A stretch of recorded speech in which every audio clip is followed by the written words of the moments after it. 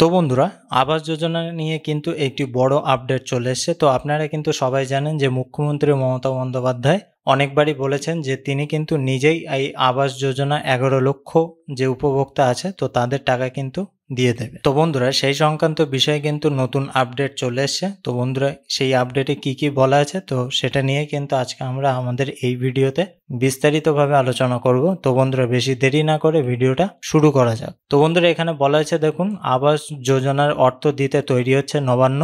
Vote মিটলেই portal বানিয়ে শুরু হবে উপভোক্তার যাচাই। তো বন্ধুরা, বুঝতেই পারছেন যে এখানে কিন্তু বলা হয়েছে নবান্নের তরফ থেকে আবাস যোজনার টাকা দেওয়া শুরু হবে, কিন্তু সেটা ভোট হয়ে যাওয়ার পরে একটি পোর্টাল তৈরি হবে এবং সেই পোর্টালেই কিন্তু সব রকম যাচাই করার পরেই কিন্তু যে 11 লক্ষ উপভোক্তা আছে তাদেরকে কিন্তু অর্থ দিয়ে দেওয়া হবে। তো বন্ধুরা, এই সংক্রান্ত বিষয়ে কি বিস্তারিতভাবে বলা হয়েছে দেখুন। কেন্দ্র সরকার অর্থ না দেওয়ায় 100 দিনের কাজের টাকা দিয়েছে রাজ্য সরকার। এবার আবাস যোজনা প্রকল্পেও নিজেদের উদ্যোগে উপভোক্তাদের টাকা দেওয়ার বন্দোবস্ত করছে নবান্ন।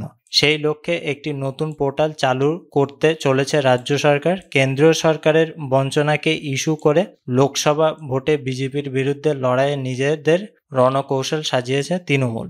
100 দিনের কাজ এবং আবাস যোজনার টাকা কেন্দ্রের নরেন্দ্র মোদী সরকার আটকে রেখেছে বলে অভিযোগ তুলে ভোটের প্রচার চালাচ্ছে শাসক দল। সেই আবহে আবাস প্রকল্পের টাকা দেওয়ার প্রস্তুতি শুরু করে দেওয়া হয়েছে। তো বন্ধুরা, ইতিমধ্যে কিন্তু কথামাফিক 100 দিনের যে কাজের টাকা সেই টাকা কিন্তু অনেকে পেয়ে গিয়েছেন এবং তারপরে যে আবাস যোজনা প্রকল্পের টাকা তো সেই টাকা দেওয়ার কিন্তু পরিকল্পনা করছে নবান্নের তরফ থেকে। তো আরও কি বলেছে দেখুন, নবান্নের সূত্রে খবর, কেন্দ্র টাকা না দিলে আবাস যোজনার 11 লক্ষ উপভোক্তার বাড়ি তৈরির টাকা দেবে নবান্ন।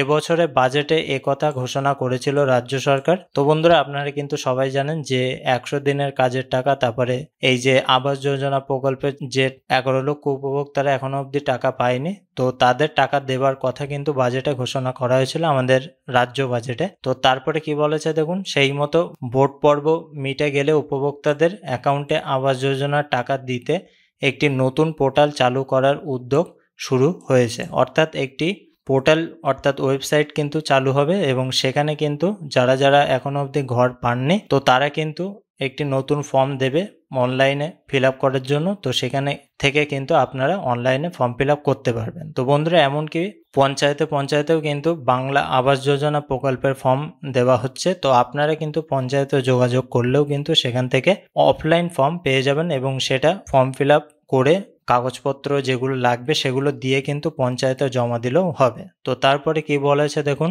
নির্বাচনের সময় নতুন ঘোষণা সম্ভব না হলেও পোর্টাল তৈরির কাজ চালাতে কোনো বাধা নেই।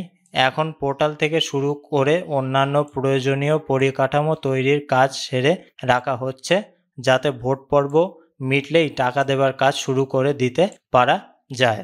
নবান্নের সূত্রে খবর, এই পোর্টালের কার্যকারিতা নিয়ে কয়েক দফা বৈঠকেও সেরে ফেলেছেন পঞ্চায়েত দপ্তরের আধিকারিকরা। তো বন্ধুরা, বুঝতে পারছেন যে নবান্নে কিন্তু এই পোর্টাল তৈরি করার জন্য কিন্তু বৈঠক হয়ে গিয়েছে এবং ভোট মিটলেই কিন্তু এই পোর্টাল কিন্তু চালু করা হবে। তো তারপরে লাস্টে কি বলা হয়েছে দেখুন, 2022 সালের ডিসেম্বর মাসে কেন্দ্র 11 লক্ষ বাড়ি তৈরির প্রশাসনিক সম্মতি দেওয়ায় রাজ্যের উপভোক্তাদের বাছাইয়ের কাজ চালায় পঞ্চায়েত দপ্তর। তৈরি হয় চূড়ান্ত তালিকা। তবে উপভোক্তাদের ব্যাংকের অ্যাকাউন্টে টাকা পাঠানোর আগে পুনরায় উপভোক্তাদের বর্তমান পরিস্থিতি যাচাই করা হবে, কারণ শেষবার যাচাইয়ের পর কেটে গিয়েছে প্রায় 1.5 বছরেরও বেশি সময়।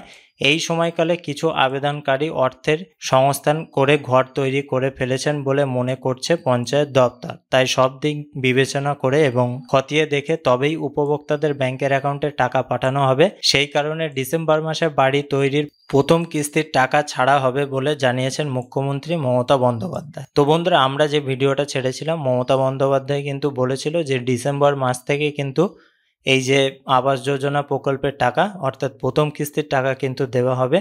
তো সেই কথা অনুযায়ী কিন্তু এখানে বলা হয়েছে, এমনকি 2022 সালে যে প্রশাসনিক সম্মতি দেওয়া হয়েছিল কেন্দ্র সরকারের তরফ থেকে রাজ্যকে, তো এবং পঞ্চায়েত দপ্তর থেকে কিন্তু বিভিন্ন জায়গায় সার্ভে করার পরে একটি চূড়ান্ত তালিকা তৈরি করেছিল। এবং এখানে বলতে যাচ্ছে যে আবারও ডিসেম্বর মাসে টাকা দেওয়ার আগে পঞ্চায়েত দপ্তর থেকে একটি সার্ভে করা হবে এবং দেখবে যে 11 লক্ষ যে উপভোক্তারা আছে, তো তাদের মধ্যে কেউ কেউ হয়তো বাড়ি তৈরি করে নিয়েছে, তো সেটা কিন্তু দেখবে। তারপরেই কিন্তু আবার একটি নতুন তালিকা তৈরি হবে এবং তালিকা তৈরি হবার পরেই কিন্তু ডিসেম্বর মাস থেকেই এখানে কথা অনুযায়ী কিন্তু প্রথম কিস্তির টাকা এই উপভোক্তাদের ব্যাংকের অ্যাকাউন্টে দিয়ে দেওয়া হবে। তো বন্ধুরা, আশা করি বিষয়টা আপনারা বুঝতে পেরেছেন। তো বন্ধুরা, ভিডিওটা ভালো লাগলে একটি লাইক করতে কিন্তু ভুলবেন না। আর আপনাদের সুচিন্তিত মতামত অবশ্যই আমাদের কমেন্ট বক্সে কমেন্ট করে জানাবেন। সবাই ভালো থাকবেন, সুস্থ থাকবেন।